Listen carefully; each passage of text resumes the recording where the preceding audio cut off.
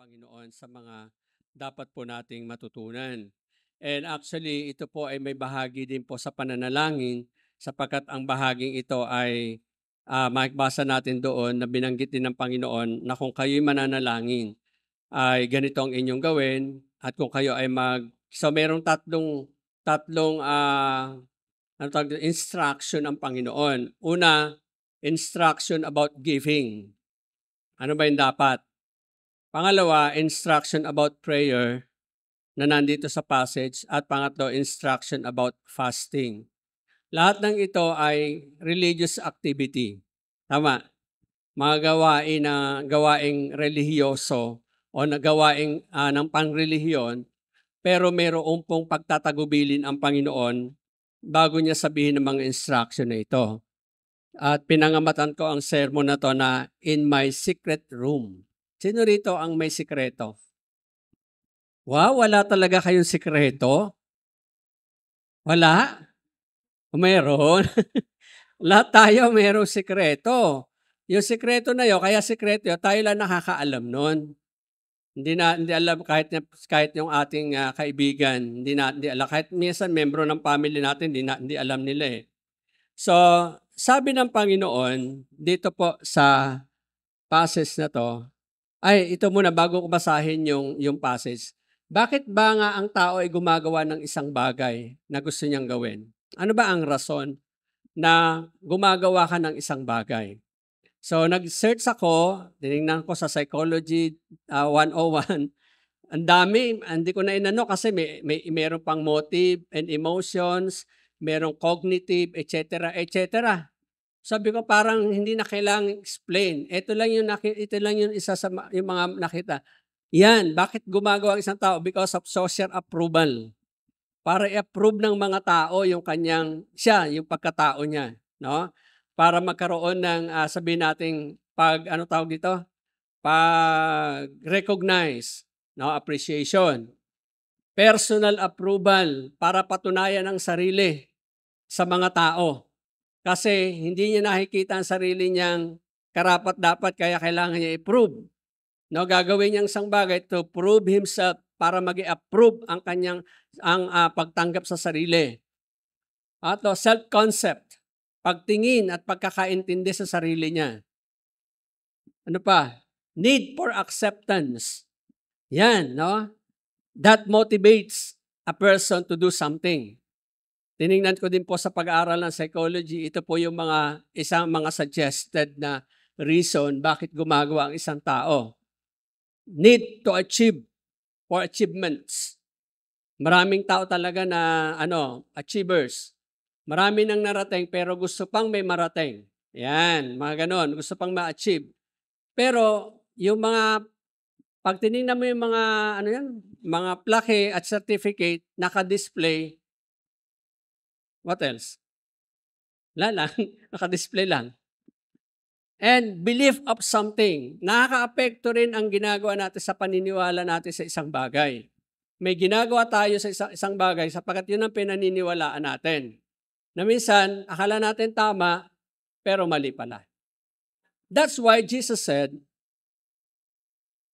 Mateo, English tapos Mateo, be careful not to practice your righteousness in front of other to be seen by them. No? Sabi diyan ng Panginoon, mag-ingat kayo. At ginamit diyan yung salitang practice your righteousness. Be careful not to practice your righteousness. Hindi sinasabi dito ng Panginoon na huwag niyong i-practice. Pero kailangan tama ang motivation of practicing your righteousness in front of others to be seen by them. So makikita na natin, anong tawag diyan? Approval. No?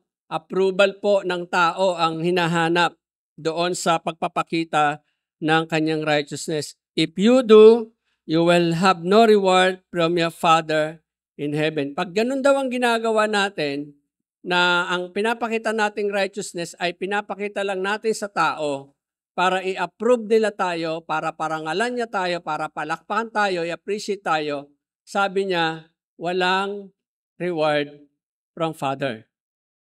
Ano kaya ang reward? Mamaya titingnan natin. Ano kaya ang reward ng Ama sa mga nagpa-practice ng righteousness ng tama? Ng tama. So yan po yung ating titingnan at susuriin mula sa mga talatang ating pag-uusapan. Let's pray. Panginoon, mabuti po kayo sapagkat sa kabila po ng kapaguran sa mga nakaraang araw, kami po ay narito at pinalalakas po ninyo. Patuloy, Diyos, humihingi ng patnubay sa tulong ng Banal na Espiritong nagtuturo ng lahat ng katotohanan. Ang inyong lingkod ay inyo pong i-empower. Bigyan po ako ng inspiration. Bigyan po ako, Panginoon, ng pagpahid ng langis ng pagpapala upang ang mga salitang aking ibabahagi ay salitang nagmumula sa pagtuturo ng Banal na Espiritu.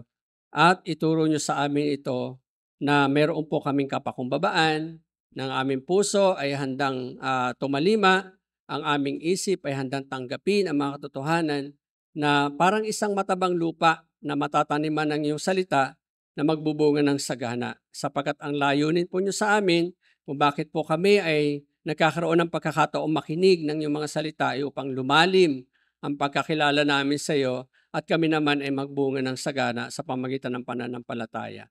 Salamat po, Panginoon. Salamat po, Banal na Espiritu. Ito po ang panalangin sa pangalan ng Panginoong Jesus. Sa Tagalog, ginamit yung mag-ingat kayo. Ayan. Parang merong mga salita na nagpapahayag ng danger o kapahamakan, no?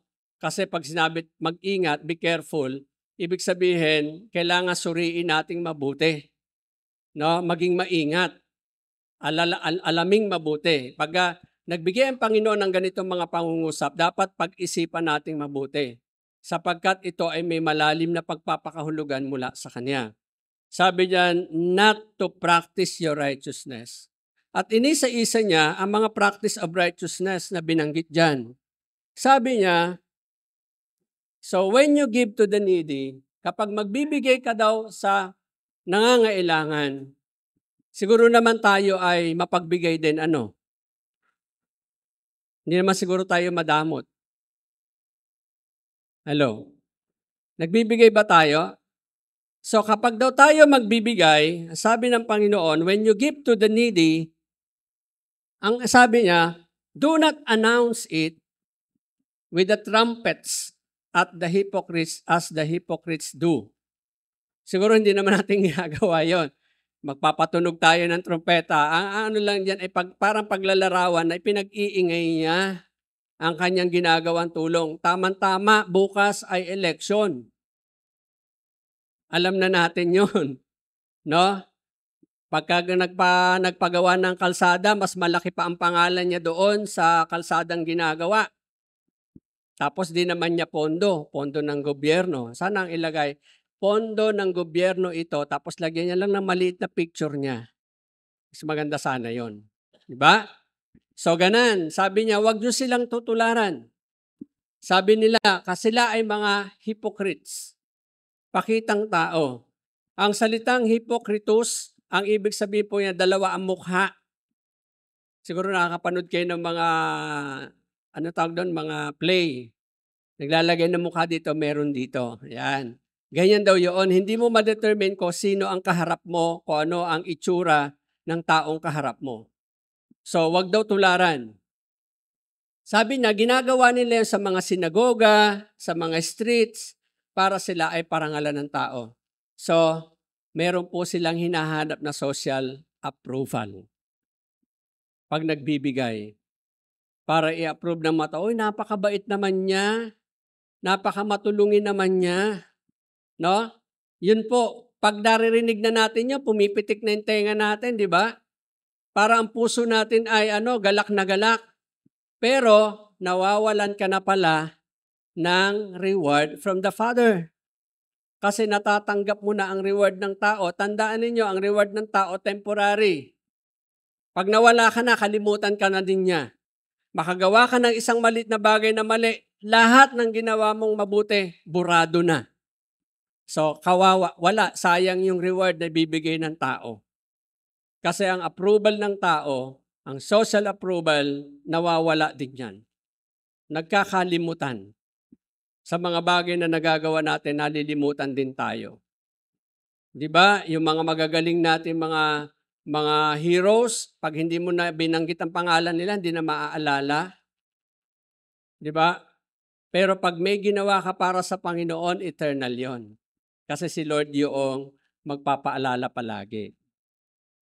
Then, sabi sa verse 3, instead, when you give to the needy, do not let your left hand know. Sa Tagalog, sinabi doon, kahit daw matalik na kaibigan, huwag ipaalam. Sa halip niya, sabi diyan ay huwag ipaalam sa pinakamalapit na kaibigan kung ano ang sabi diyan, parang ano lang ito eh. Kasi ang kamay ang magkalapit. Kahit dumi pa yan, nasa isang katawan pa rin siya. Malalaman at malalaman pa rin ng ginagawa ng isa't isa ang gawain ng isa kasi magkalapit. So, paano mo igagawin? Dito mo gawin sa side para hindi makikita ng kumikilos ito, hindi na makikita ng kaliwa, di ba? Tinatago niya. Sabi niya, paglalarawan ay ganun daw. Huwag nang ipaalam pa. No, bakit kaya? Bakit ganoon ang kaisipan ng Panginoon? Sapagkat ang pagbibigay ay hindi para i-approve tayo ng mga tao at sabihin napakabuti nating tao. Dahil walang ibang mabuti, kundi ang Diyos lang. At walang ibang pwedeng magkaloob ng natatanging kaloob na talagang hindi magwawakas, kundi ang Diyos lang.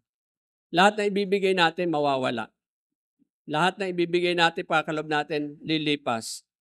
So, yan ang sabi ng Panginoon. And sabi niya, when you give, no, to the needy, do not let your left hand know what your right hand is doing. Bakit? So that your giving may be in secret. So, secret room. Maraming nagaganap sa mga secret na lugar. Pero sa mga sikretong mga lugar, walang nakakakita, walang nakaka-appreciate, walang nag-a-approve, walang anumang komento kang makikita sa mga tao. Bakit yun ang gusto ng Panginoon? Sa palagay natin, bakit ganong klaseng pagpapakita ng righteousness ang gusto ng Panginoon done in secret? Ngayon tayo, pag may ginawa, selfie, lika-lika, binigyan mo ng tinapay, selfie. Broadcast na broadcast. Di ba? Bakit kaya sabi ng Panginoon ay so that your giving may be in secret? Bakit? Because God is, hindi siya after doon sa approval ng tao eh. Hindi siya after doon. Tayo, after tayo sa approval ng tao. Kasi meron tayong gustong patunayan. Meron tayong gustong i-approve sa sarili natin o patunayan sa sarili natin na ito tayo. Ang sabi ng Panginoon, practice righteousness. Tanda natin, lahat ng ginagawa natin, hindi po righteous yan. Kahit daw ang pinakamabuting bagay na gagawin mo, ay basahan pa rin sa paningin ng Diyos. So paano magiging righteous yan? Kaya pag ipinapractice natin siyon at ang kinukuha natin approval ng tao, tayo ay hypocrite. Sabi ng Diyos. Sabi ng salita niya. Hindi tayo totoo. Kasi meron tayong maling pagkakilala sa ating sarili. Pag mali ang pagkakilala natin sa sarili, naghahanap tayo ng approval ng society, approval ng ibang tao, mali ang pagkakilala natin sa sarili natin. At hindi talaga tayo namumuhay sa righteousness. Hello? Yan. So, and then, pangalawa, sabi niya, ito yung sinabi niya, then your Father who sees what is done in secret will reward you. Naandun pala ang Ama sa lugar na sekreto. Siya lang ang nakakakita. Siya lang ang nakakaalam. What motivates you in giving? Only God knew. At saka ikaw. Kaya nga, ang secret na yon, ikaw at saka ang Diyos ang nakakaalam. So sa lugar na, sa room na yon, kayo lang ng Diyos ang naandon. Maaaring ang tingin ng tao sa labas, ang ganda-ganda naman ng labas ng room. Pero hindi nila alam kung ano nagaganap sa loob ng room na yon. Dahil nasa labas lang sila. Alam mo, sabi ng Panginoon, wag daw natin tularan yung mga, actually, Pharisee ang binabanggit niya, mga religious leader. Sila, hinuhugasan nila ang labas ng kopa, pero hindi hinuhugasan ng loob. Nakakita na ba kayong ganun tao? May matinubang pag-iisip yon na naghuhugas ng labas, pero yung loob hindi hinuhugasan? Pakitang tao daw yon. Walang maayos na kapagkakilala sa sarili. Tama ba? Imagine, nililinis ang labas, ang loob hindi. Pag nagsasaing, yung iba nililinis sa labas pero may tutong-tutong pa sa loob. Lalagyan na ng bigas, sasaingan na. Ano nyo ba yon? Ako talaga tinatanggal ko. Sabi ko, naalis ko talaga. Hindi, tawag doon? Ginagamitan ko pa ng steel wool para matanggal yung Pero meron nagsasaing na lilinisin lang ang labas, tapos okay na, lagyan na ng bigas. Okay, bigas din naman niya, sinaingan lang din naman Parang, may maling pagkakaintindi sa isang bagay at kaya ginagawa. So, ang tawag sa kanya, hypocrite kasi hindi niya kilala sarili niya. Hindi niya kilala. So, kaya ang Panginoon, pag ginagawa natin isang bagay, siya lang ang totoo nakakaalam ng motibo natin, ng dahilan. So, pag nagbibigay tayo, wag na kayo magse-selfie ha. Tapos, donated by. Isang tiles lang na binahagi, nilagay doon sa tiles na ito, donated ko to. Wag na. Di ba? Kahit isang building pa ipagawa mo, pagdating ng araw, mawawala din yung building na yan. Then, isa pang pagtuturo ng Panginoon, ito tungkol sa prayer. Sabi niya, and when you pray, tandaan nyo ha, ang sabi niya, when you pray, ibig sabihin, He is really up to prayer. Ang ibig sabihin, mag-pray ka talaga. Necessity, essential ang prayer in your religious act and in your relationship with God. Walang religion na hindi nagpe-pray. Ewan ko lang kung meron ba kayo alam na religion na hindi nagpe-pray? Nagpe-pray sila, iba-iba nga tinatawagan. Iba-iba rin ang paraan ng prayer. Merong inulit-ulit, merong nire-recite, merong kung ano lang ang sinasambit. Alam mo, bawat utterance that you are addressing to someone else na tinitingnan nating deity, it's a prayer. Pero ano ba ang prayer na sinasabi ng Panginoon? And when you pray, He is commending talaga ang prayer. Kaya nga, when you pray. Ano daw ang di dapat gawin? Do not be, inulit na naman, ang mga hypocrites, they love to pray. Sino dito love to pray? Ako, nag-i-struggle sa prayer, sa totoo lang. Kapag nagpe-pray ako, inaantok talaga ako. Sorry. Pero may kilala tayo na they love to pray, sila yung nakatayo sa harapan. Na kapag nag-utter ng words, parang pagkagaling-galing ng mga salita.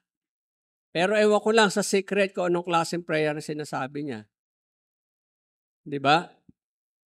They love to pray, standing in the synagogues on the street corners to be seen by others. May kilala ba tayong ganyan? O baka tayo yan? Maraming Kristiyano nagkakamali sa ganito. Ang gagaling mag-pray, pero deep inside, ang hinahanap niya approval ng tao. Kasi may maling understanding sa sarili. May maling pagkakilala sa relationship, sa righteousness na sinasabi ng Bible. Huwag daw natin tularan sila kapag tayo mananalangin. Alam niyo, nakatutuwa lang po ako na talagang, di ba ipinreach ko yung prayer na Ama namin, sumasalangit ka. That is really now the content of my prayer. Pero hindi lang yung recite.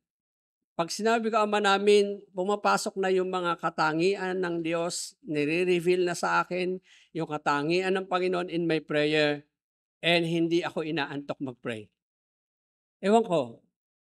Kaya pala sabi na, this is how you should pray. Ganito kayo manalangin. Ewan ko, hindi ko nire-recite. Iniisa-isa ko lang sa umpisa and then mag-follow na yung iba. Katangian ng Diyos. Worship na ang kasunod niyan. Tapos, pag nag-pray ako na doon sa your will be done. Lord, I pray, ano ba yung will ninyo today that I should accomplish? Because your will must be done here on earth. Yun yung nagiging prayer natin. So, do not be like them. Ayan. Self-concept yan. Ang tingin niya sa sarili niya siya ay matuwid. Ang tingin niya sa sarili, ako'y naiiba. Ang pananaw niya sa isip niya, ako'y naiiba. Ako'y nakahihigit sa inyo. Diba? May mga gumagawa niyan. Sabi diyan, do not be like the hypocrites. But when you pray, inulit na naman ng Panginoon, go to your room, close the door, and pray to your Father who is unseen. Ito na, dinadala ka na doon sa secret places. Hindi po to, maaring ito ay literal, maaring hindi rin po siya literal. Ano ibig sabihin? Yes, in your room, pwede kang mag-pray talaga at yun ay talagang recommended po yan.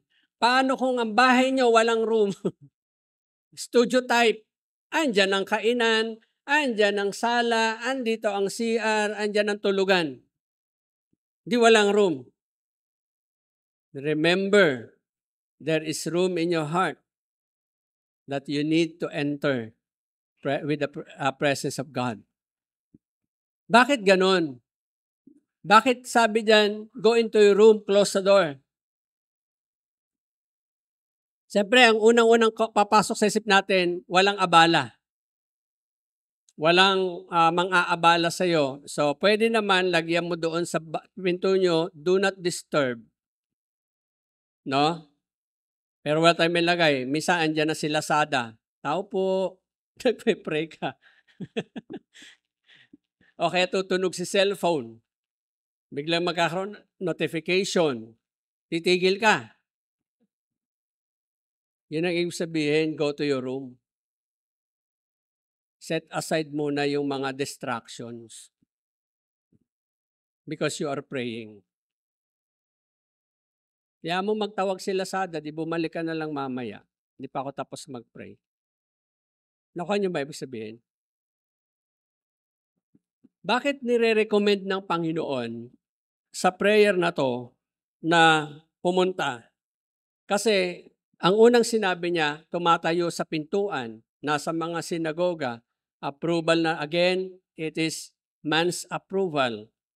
Social approval na naman ang hinahanap. Dito, sabi niya, walang nakakaalam na nagpe-pray ka. Walang nakaalam na umiiyak ka sa presensya ng Diyos. Pwede mong gawin niya kahit nakaupo ka sa kalsada. It's not literal, maring hindi literal room. Your heart, yun yung room natin. Andun ba talaga ang Panginoon sa heart natin when we pray? Nandun ba talaga? What motivates us to pray? Kung ang ating motivation is yung sinasabi doon ng mga hypocrites, mali din ang pagkakilala natin sa sarili natin and understanding natin sa prayer. Kaya sabi, when you practice your righteousness, do not do this. Recommended ng Diyos, i-practice natin ang righteousness natin, pero iwasan natin maging hypocrite sa harapan niya. Kaya yung heart natin ang room, secret room. At ang sabi ng Panginoon sa verse 6, then your Father who sees what is done in secret will reward you. Paulit-ulit ilang binanggit ito, your Father who's yung done in secret. Bakit paulit-ulit? Nung nire-reflect ko, binabasa ko, Lord, ano pa ibig sabihin ng done in secret? Kasi nga po, tendencies nating mga tao na gawin ang isang bagay para sa approval ng iba. And tendencies natin is para i-approve din natin ang sarili natin na kaya natin gawin ito. Kaya ko palang mag-pray ng 1 oras. Kaya ko palang mag-pray ng straight ng overnight. Hindi natutuwa ang Lord doon. Because you are trying to prove something to yourself. You don't have to prove anything to God. Kasi kilalang kilala tayo ng Panginoon. Alam niya ang kahinaan natin. Kung nanalangin ka ng 5 minuto, alam niya kung ano dahilan mo, bakit ka nag-pray ng 1 minuto. Alam niya ang dahilan kung bakit ka nag-pray ng 3 oras. Pero recommended ang prayer. Hindi yan inaalis ng Panginoon. He did it. Ginawa niya yan nung siya narito sa lupa. Pero kamusta ang heart natin when we pray? Kagaya ba tayo ng mga hypocrites na kailangan makikita kanila nagpe-pray? Di bali na sabihin ito si hindi nagpe-pray. Okay lang. Who knows? Di ba? Kaya sabihin, napaka-prayerful mo naman, nakaka-challenge ka. Ano ngayon ang papasok sa mind natin? Umaangat ang ego natin, tama? Nakakaramdam tayo ng something. At hindi namin sabihin, hindi, to God be the glory. Ganon. No. Kung sa tingin nila hindi ka nagpe-pray, who knows? Only God knew. Better to do it in secret. Yan naman ang sinabi ng Panginoon. Sabi niya, your Father who sees what is done in secret will reward you. And then, pangatlong religious activity. Ay, eto pa pala. Isa pa tungkol sa prayer. Sabi diyan, and when you pray, do not keep babbling like pagans, for they think they will be heard because of many words. Bakit kaya sinabi ng Panginoon yan? Ang mga pagano kasi, iba-iba yung sa time ng Panginoon, marami silang recited prayers, marami pa ulit-ulit na prayers, mga chantings. Ang mga Hudyo, meron din prayer sila ng mga chants mula sa Psalms, sa Book of Psalms, sinachant nila. Pero kahit i-chant mo yan, ano ba ang epekto sa iyo ng mga prayers na yon? Dapat meron kasing impact yun merong result yun kapag ginagawa. Kung kabisado natin, bakit natin kinakabisa ang isang panalangin? Bakit tayo nagpe-pray? Ang sabi ng Panginoon, direct. Be specific in prayer. Sabihin mo sa Lord kung ano need natin. Kasi bagong pasabihin yan, alam naman na niya. Bakit magpapaligoy-ligoy pa? Parang ganon. At ang sabi ng yan, need for achievements. Siyempre, pag mahaba ka manalangin, yes, tagumpay. Na-overcome ko ang 5 minutes. Kailangan next na week, kailangan makapag-pray ako ng 2 oras. Yes, achievements na naman yon. Bakit mo gagawin yung 2 oras? Anong pagkakaiba ng 5 minuto sa 2 oras? Yung heart. Yung puso. No? Huwag natin yan yung need for achievements. Kaya tayo nagpe-pray. At sabi diyan, bakit nga? Your Father knew what you need before you ask Him. Be specific in prayer. Ito pa po ang isang activity na ginagawa natin sa church. When you fast, sino nagpa-fasting dito? Wala. Sino nagpa-fast eating? Marami. Fast eating. Mabilis ang kain. No? Kasi meron pang pupuntahan na kainan uli. Ayan. Alam niyo, sa mga baryo-baryo, sa mga piyesta, kakain ako dito, ulam lang. Kasi may pupuntahan pang bahay. Yung pang 10 bahay, dessert na lang. Yung pang 11, Sharon na. balot, ibabalot na yung hindi. Ano ba sasabi when you fast? Again, it is also recommended by the Lord because Jesus also did fasting for 40 days.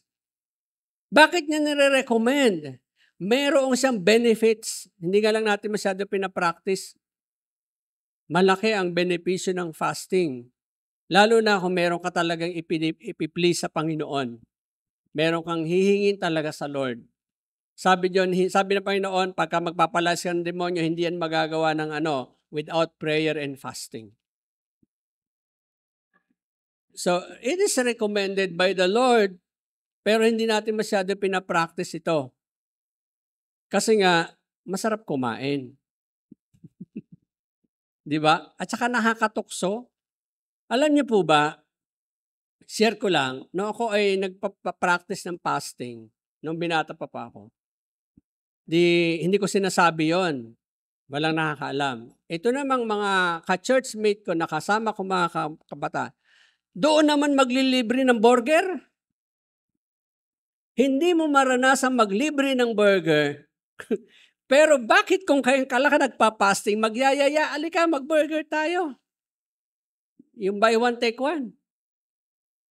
Nako, hindi mo naman masabi-sabi. Bakit ba? Ba't tayo sumama? Meron lang ako, Tapos, hindi dating yung mga pagkain na normal lang ang amoy sa'yo, nagiging sobrang masarap. Gustong-gusto mong kumain. Napaka-tempting ang mga pagkain during the time of fasting.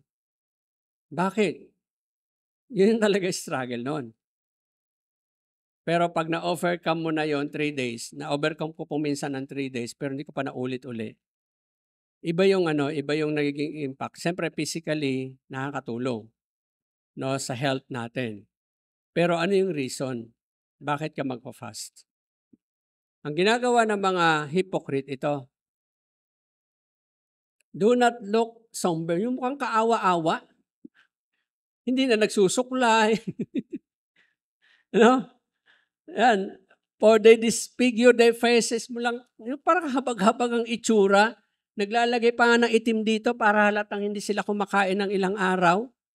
Nagme-make up. Naglalagay dito para kunyari nangayayat na agad. 2 araw pa lang nagpa-fasting, nangangayayat na ang itsura. Sabi niya, show others they are fasting. Pinapakita na sila nagpa-fasting. Wala pa naman dito sigurong gumagawa nito. Hindi ko pa rin yun lang pala, hindi ko talaga normal po ginagawa ang fasting unless the Lord is leading me to do this. Unless the Lord convicting me to do this. Yung matinding conviction na talaga. Yung talagang hindi na ako patutulugin ng Lord na dapat gawin ko to. Gagawin ko po siya. Pero hindi natin malalaman. Sa halip, ayan, achievements din yan. Sa halip, sabi niya, but when you fast, sabi ng Panginoon, ang Panginoon nagtuturo dito when you fast, sabi niya, put oil on your head. Huwag naman sobrang oil, baka nagmamantika na. Ang ibig sabihin lang, gawing maayos ang buhok. Hindi yung dito pupunta ang isa, andoon yung isa, yung para bang malakas ang hangin sa labas. Ganon. Ayusin, sabi niya, and wash your face.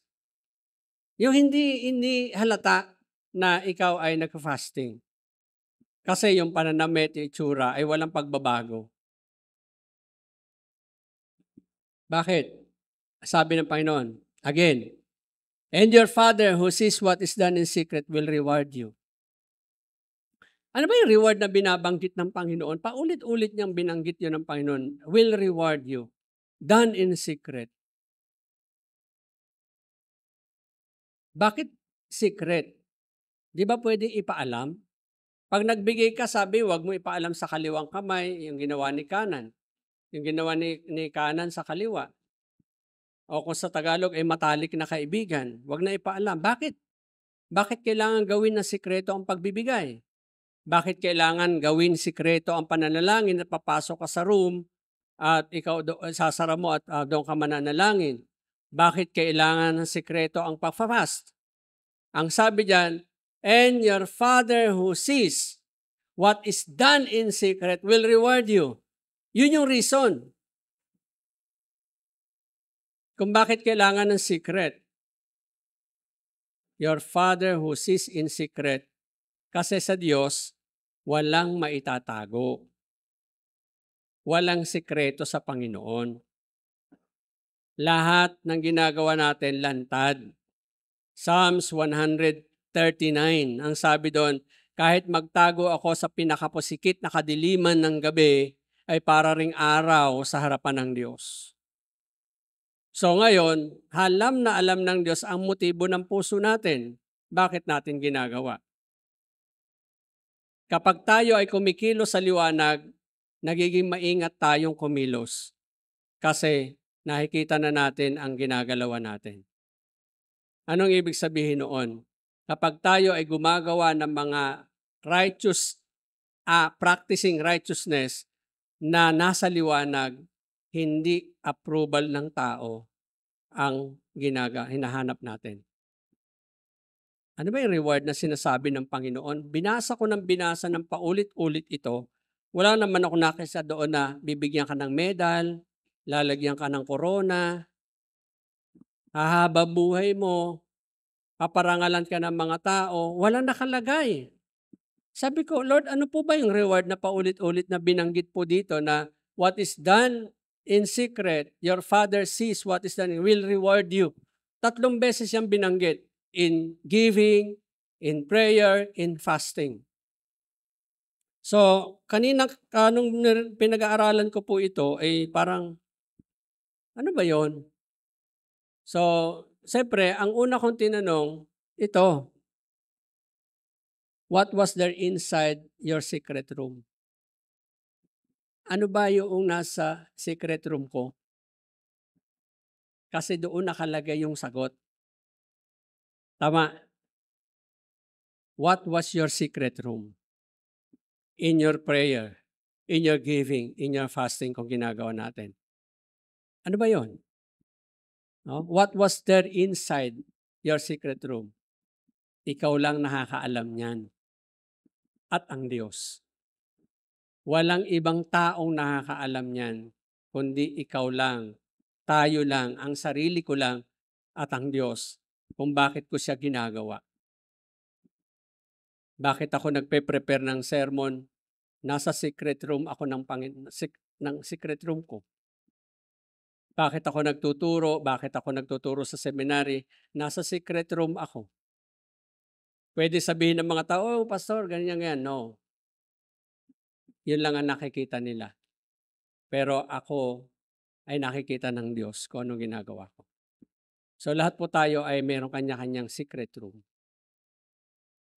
Ano ba meron doon? Binanggit doon sa kanina, approval ng tao, social approval, personal approval, need of achievements, ano pa? Self-concept, at saka yung etc. Kung yan ang nasa kwarto ng iyong secret room, then no reward. Dapat nakalabas lahat yung mga yan. Ano kaya itong nasabi dito? So be aware of this. Sabi ng Panginoon, be careful not to practice your righteousness in front of others, to be seen by them. If you do, you will have no reward from your Father in heaven. Think of this. Kamusta ang ating pananalangin? Kamusta ang pagmi-minister natin sa harapan? Kamusta ang pagpunta natin sa church? Kamusta ang pagbabasa natin ng Bible? May reward ba from Father?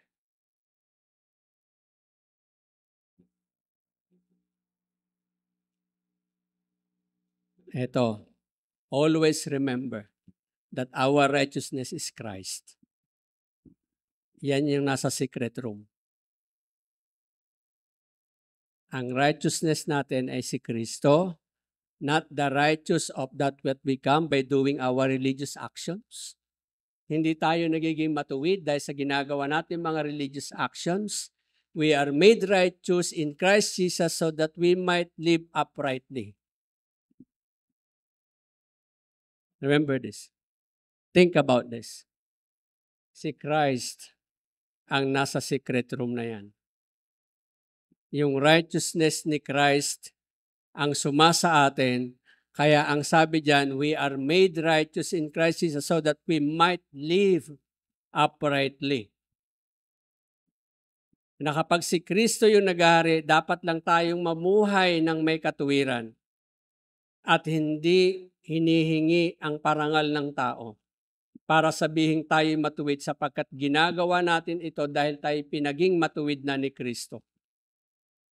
So, hinanap ko yung conclusion at ito yung nakita ko sa sulat ni Paul. Sa 1 Corinthians 20, bakit 26 to 30? Hindi ko na chapter 1 ba yan? Sabi diyan, brothers and sisters, think of what you were when you were called. Isipin nyo daw kung ano kayo nung kayo tawagin ng Panginoon, sabi ni Apostol Pablo. No? Nakalimutan ko ano yung verse Corinto. When you were called, not many of you were wise by human standards. Hindi daw lahat ay matatalino. Not many were influential. Hindi ako influential na tao. Not many were noble birth. But God chose the foolish things of the world to shame the wise. God chose the weak things of the world to shame the strong. God chose lowly things of this world to despise things and the things are not, to nullify the things that are. Grabe si Paul. So that no one may boast before him. Ang alam lang natin, ang nagtatagumpay sa mundo yung malalakas. Ang umaangat lang sa buhay ang matatalino. Hindi po. Ang kilalang ay yung maraming achievements. Yung maraming nakalatag na mga plaque at mga certificates. Sila lang yung magagaling. Sabi na noon, hindi. Sabi ni Apostol Pablo, it is because of Him that you are in Christ Jesus, who has become for us the wisdom from God.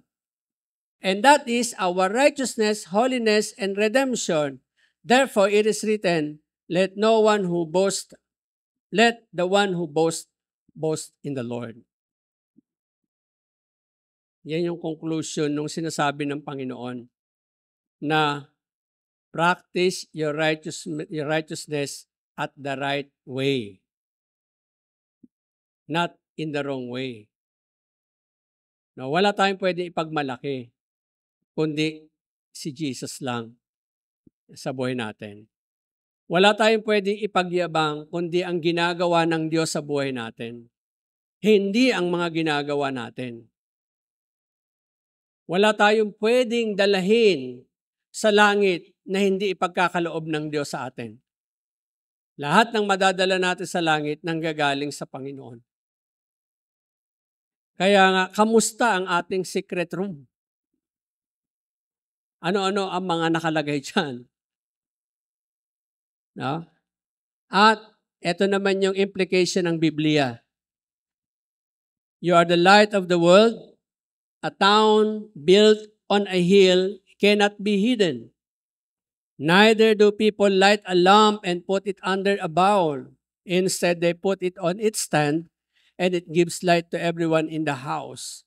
In the same way, let your light shine before others, that they may see the good deeds and glorify your Father in heaven. That they may see your good deeds, but the glory belongs to God. Hindi po nais ng Panginoon, tayo mga Kristiyano, nagagawa ng isang bagay, righteous activities or practicing righteousness, na hindi po nakakonected sa righteousness ni Christ. Hindi po nagiging katanggap-tanggap sa Panginoon. At ito na yung reward natin, ilaw. Kayo ay magiging ilaw ng sanlibutan. That is the reward from God the Father. Magliliwanag tayo sa sanlibutan. Hindi po yung doon lang nyo tatanggapin sa eternity. Dito tatanggapin na natin ang reward. That they may see your good deeds and glorify your Father. Paano? Do it in secrets. Gusto natin tumulong lang tayo. No string attached. No, minsan may taong tumutulong para magkaroon ka ng utang na loob sa kanya. Hindi rin po pagtulong yan. Nagpe-pray tayo dahil para masabing prayerful tayo, Kristiyano. No, nagpe-pray tayo kasi recommended yan ng Panginoon. Nagpa-fast kung kailangan natin, let's fast, mag-fast tayo. Kung talaga andyan yung ano ng Panginoon, pero wag natin gawin na para mga hypocrites. Wag na natin sabihin, uy, nagpa-fasting ako, wag mo akong guguluhin ha. Wag mo akong aabutan ng tinapay, nagpa-fasting ako. Ganon. Napaka-tempting pa talaga. Naranasan niyo po ba mag-fast ng 3 days? Wala pa? Ang fasting natin ay optional. Hindi ako kakain ng tanghalian, o kaya agahan, o kaya hapunan. Mag-after 6 ako. Ano purpose? Kasi lagi tayong haharap sa Diyos na nakakakita ng mga ginagawa natin in secrets. Even the deepest motive of our hearts. Kahit yan siya sabi ng psychology, cognitive, sa mind, inisip mo pa rin yan. Nasa puso pa rin yan. No? Bahagi pa rin ng emotion that motivates you to do something. So, ano dapat nating mabatid? Kasi sabi ni Paul sa Korinto na pinaka-conclusion niya. Yan, sabi diyan ay so that no one may boast before Him. Kung meron tayong gusto ipagmalaki natin ng Diyos. Kasi pag ginawa natin yon, tayo'y lalong magliliwanag sa harapan ng mga tao. Kaya mga kapatid, ito yung hamon sa atin, ano? Dapat po tayo mag-pray. Recommended yan ng Lord. Dapat po tayong mag-fast, recommended ng Lord. At sina-challenge niya tayo magbigay. Ang dami, church, dapat po tayong mag-worship, pumunta sa church. To worship God.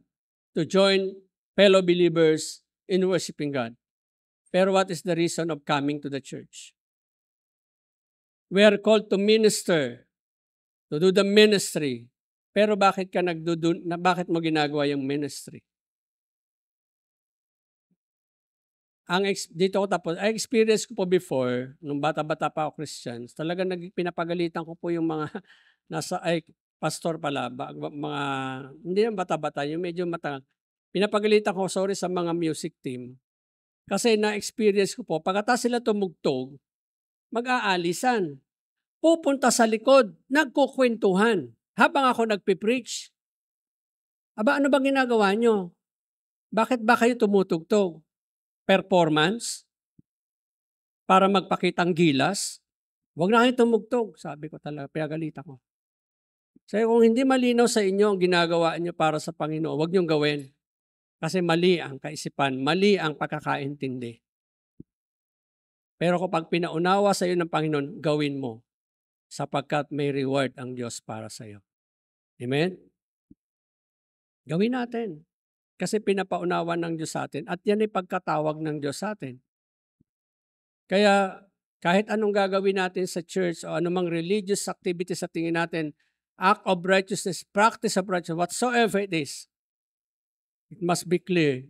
Kilala mo ang sarili mo, bakit mo ginagawa yan. At kilala natin si Kristo na pinaglilingkuran natin. Wala namang ibang makakapagsabi niya kundi tayo lang. So, I know, tapos na yung DBBS, ang dahil napagod ng bata, nagkasakit yung ibang bata, napagod ang mga teachers. Ang ibang teacher naman na andyan sa COMELEC, kaya hindi natin kasama today. But they are doing the things na tinawag din ng Panginoon sa kanila. Pinagyan ng pahinga, sige magpahinga, napagod din, nagkasakit, di bigyan ng kapahingahan. Hindi mo pilitin na pumunta ka, kailangan pumunta ka. Dapat present ka ng ano, hindi. Let them knew si Jesus na umaabot sa kanila. Okay?